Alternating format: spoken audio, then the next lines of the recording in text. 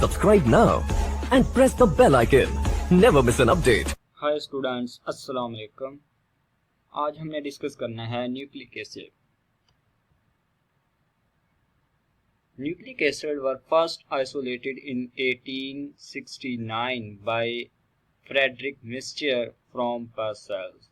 तो nucleic acid जो सबसे पहले जिसने डिस्कवर किया, जिसने न्यूक्लियस से न्यूक्लिक एसिड को सेपरेट किया, उस साइंटिस्ट का नाम है फ्रेडरिक मिस्चर और इसने 1869 में इसको डिस्कवर किया पासेल से। Due to acidic nature it is called nucleic acid. तो जब इसने ये सब्सटेंस कलेक्ट की न्यूक्लिक एसिड से, तो उसकी नेचर चेक की तो वो एसिडिक था, तो इस बेस पे उसका नाम रखा गया न्यूक्लिक एसिड, न्यूक्लियस से निकली हुई acid. There are two types of nucleic acid. अब न्यूक्लिक एसिड के दो टाइप्स होती हैं, आरएनए और DNA. Deoxyribonucleic acid DNA occur in chromosome, mitochondria and chloroplast. तो सेल के अंदर ये कहाँ पाया जाता है? डीएनए। तो डीएनए सेल में जो न्यूक्लियस है उसके अंदर जो क्रोमोसोम होंगे, तो क्रोमोसोम जो है वो डीएनए के बने होते हैं। अगर साइटोप्लाज्म में देखें तो एक ऑर्गेनेल प्रेजेंट होता है माइटोकॉन्ड्रिया, ये सेल्फ रेप्लिकेटिंग ऑर्गेनेल है और इसके अंदर भी डीएनए पाया जाता है। प्लांट में अगर देखा जाए तो प्लांट में एक और ऑर्गेनेल होता है जिसको कहते हैं क्लोरोप्लास्ट, तो इसमें भी डीएनए प्रेजेंट होता है। Ribonucleic acid RNA present in nucleus, ribosome, cytosol and smaller amount in other part of the body। तो दूसरी जो टाइप है वो है आरएनए। तो आरएनए को क्या कहते हैं? Ribonucleic acid. तो ये कहाँ कहाँ पर प्रेजेंट होता है? ये पाया जाता है न्यूक्लियोलस। न्यूक्लियोलस जो है वो न्यूक्लियस में प्रेजेंट होता है और वहां पे राइबोसोम की सिंथेसिस की जाती है। राइबोसोम, तो राइबोसोम में भी आरएनए प्रेजेंट होता है जिसे कहते हैं राइबोसोमल आरएनए। साइटोसोल, तो साइटोप्लाज्म में जो सोलुबल पार्ट होता है साइटोप्लाज्म का उसको कहते हैं साइटोसोल, तो वहां पे भी आरएनए की अमाउंट प्रेजेंट होती है। And smaller amount in other part of the body, और दूसरी बॉडी पार्ट में भी आरएनए प्रेजेंट होता है। Complex and polymer of nucleotides. तो जो न्यूक्लिक एसिड होता है वो कॉम्प्लेक्स होता है और पॉलीमर होता है न्यूक्लियोटाइड्स का, यानी कि जो न्यूक्लियोटाइड हैं वो एक दूसरे के साथ लिंक करके पॉली न्यूक्लियोटाइड चेन बनाते हैं और उस चेन में जो न्यूक्लियोटाइड एक का एक सब यूनिट होगा तो उसके साथ वो काफ़ी सारे सब यूनिट मिलेंगे तो वो बन जाएगा पॉलीमर। पॉलीमर मीन के एक चेन के अंदर काफ़ी सारी न्यूक्लियोटाइड जो हैं वो एक दूसरे के साथ लिंक होती हैं। DNA made of deoxyribonucleotides and RNA made of ribonucleotides। तो डीएनए में जो न्यूक्लियोटाइड प्रेजेंट होते हैं उसको कहते हैं डीऑक्सीराइबोन्यूक्लियोटाइड्स। ये हम नेक्स्ट डिस्कस करेंगे वो क्या होते हैं। And RNA made of ribonucleotide, तो आरएनए में राइबोन्यूक्लियोटाइड होते हैं और डीएनए में डीऑक्सीराइबोन्यूक्लियोटाइड होते हैं।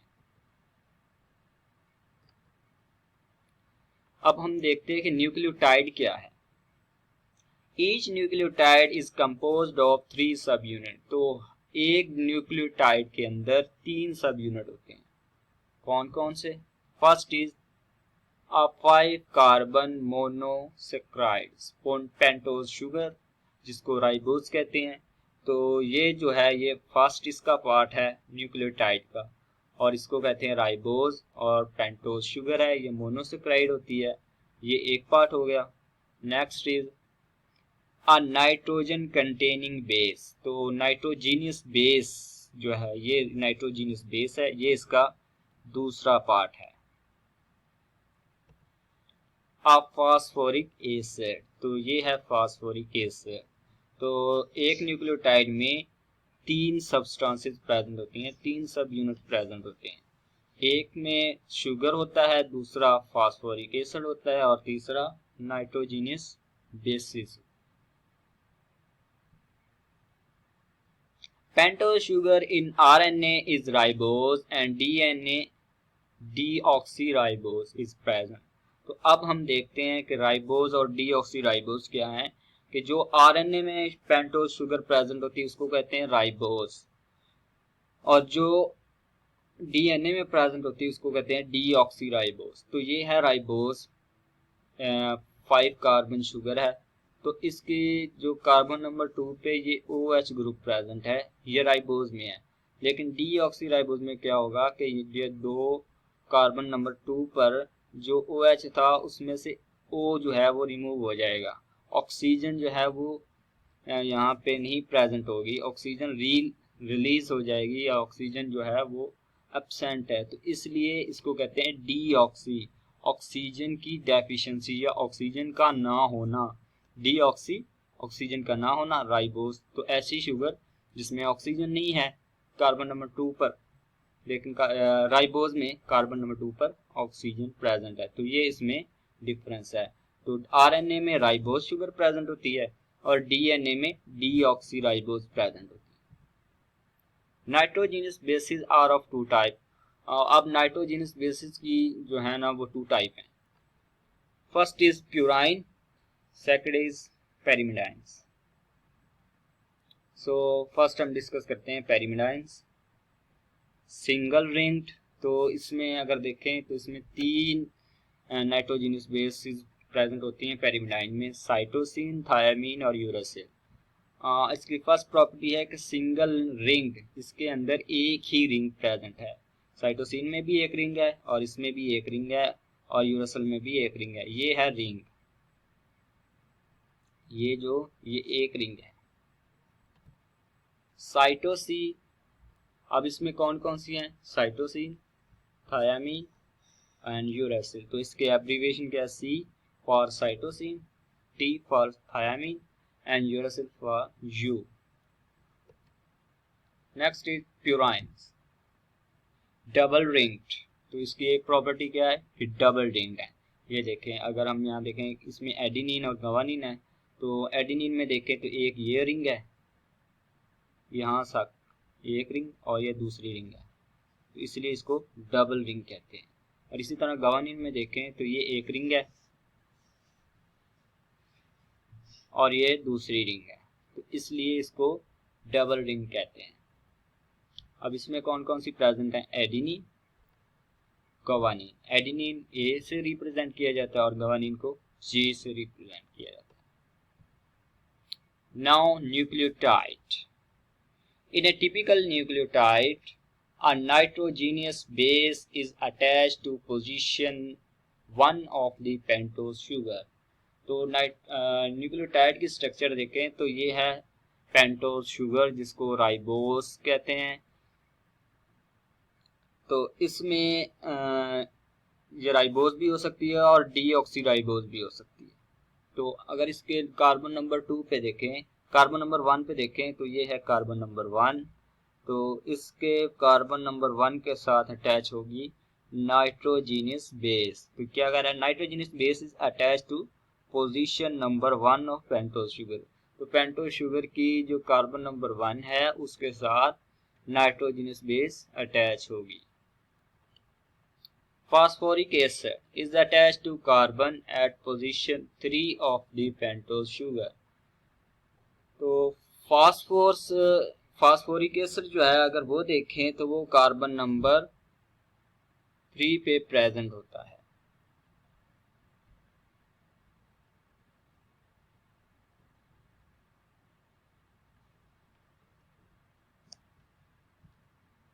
Now nucleoside, combination of a base and pentose sugar is called nucleoside।